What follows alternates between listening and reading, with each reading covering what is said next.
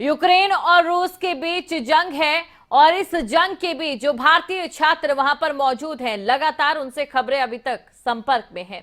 इस बीच हजारों परिवारों के बच्चे जो पढ़ाई और रोजगार के लिए यूक्रेन गए थे वहीं फंसे हुए हैं, जिनमें हरियाणा के भी कई बच्चे शामिल हैं, जिनके परिजन बच्चों की सुरक्षित घर वापसी की गुहार लगातार सरकार से लगा रहे हैं।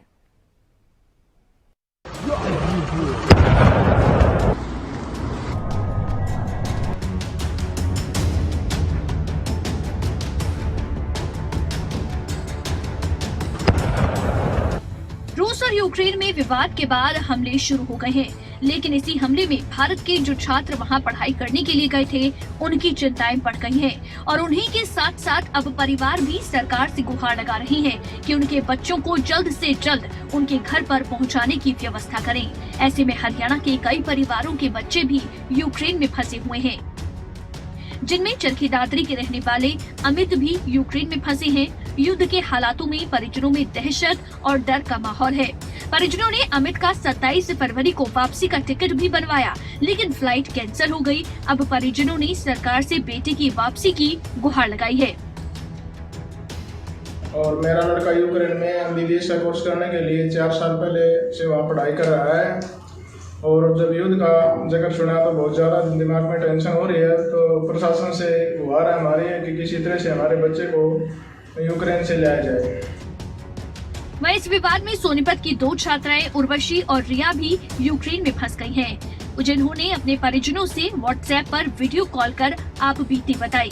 वहां के हालात ऐसे हैं कि सरकार ने उन्हें आदेश दे दिए हैं कि वो मेट्रो में बनाए गए अंडरग्राउंड बंकरों में चले जाएं, जहां पर वो पानी और अपना खाने का सामान लेकर तो जा चुके हैं, लेकिन यहां पल पल सामने आ रही तनावपूर्ण हालात के चलते परिजनों की जान अधर में लटकी हुई है।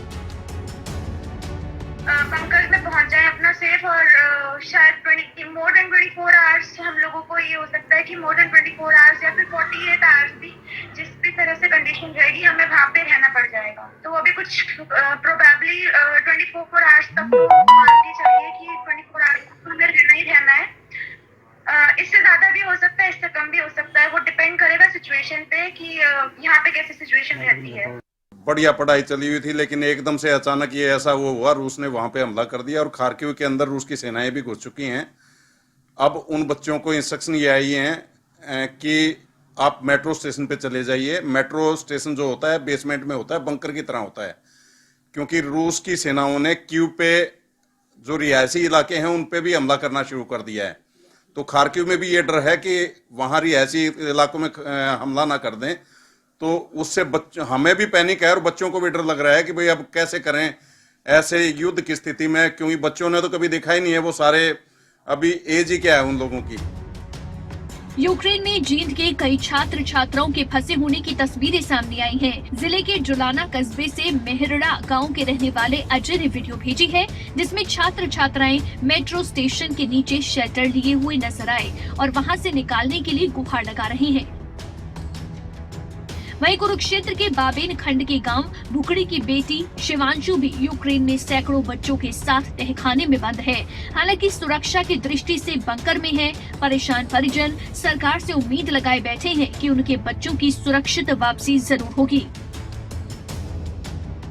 सर अभी बात हुई है, जैसे कल से पहले तो जब बात होती थी तो सब नॉर्मल कहते थे बच्चे की ठीक है, लेकिन कल से बहुत बुरी कंडीशन है, बच्चे बुरी तरह से फंसे हुए हैं। अभी बॉम्ब शेल्टर में शिफ्ट कर रखे हैं बच्चे और उनके पास सिर्फ एक पानी की बोतल है और बहुत परेशान है। बार बार फ़ोन आ रहे हैं कि पापा आप कुछ कोशिश करो।